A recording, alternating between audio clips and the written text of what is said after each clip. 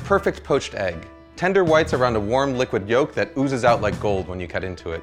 They're an essential part of Eggs Benedict. They can turn any salad into a meal or any vegetable into brunch. The problem is they're really tough to make right. So you've probably read all the tricks and know all the secrets. Add vinegar to your water. Add salt to your water. Don't add salt to your water. Stir a vortex into the water.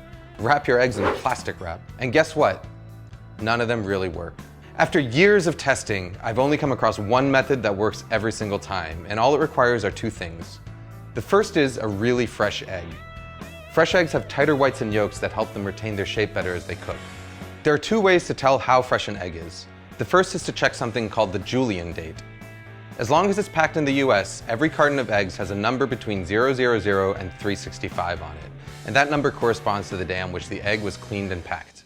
So a number of 000 would mean January 1st, 003 would mean January 4th, and so on. All you really need to know is that the higher the number, the fresher the egg. You can also tell how fresh an egg is by carefully putting it into a cup of water. As an egg ages, the air pocket in the fat end is going to get bigger and bigger, which will make the egg stand upright or sometimes even float. A really fresh egg will sink and lie flat on its back like this.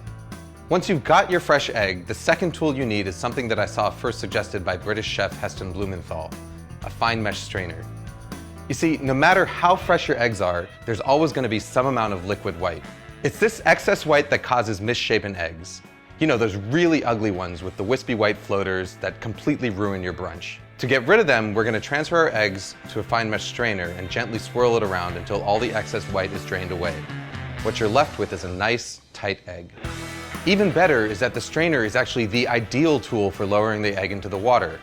What I've got here is a pot of water at 180 degrees Fahrenheit, which is just about the temperature that the water is quivering but not quite simmering yet.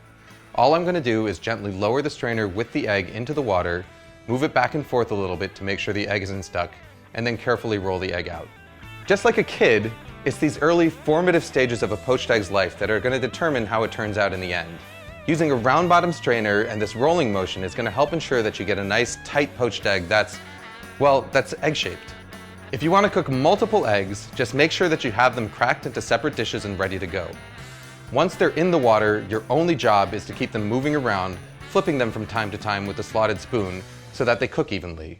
After about 3.5 to 4 minutes, this is what you've got. You can even cook them ahead of time and store them submerged in cold water in the fridge for up to a few days. To reheat them, just transfer them to a bowl of hot water for a few minutes just before serving. Food Lab signing out.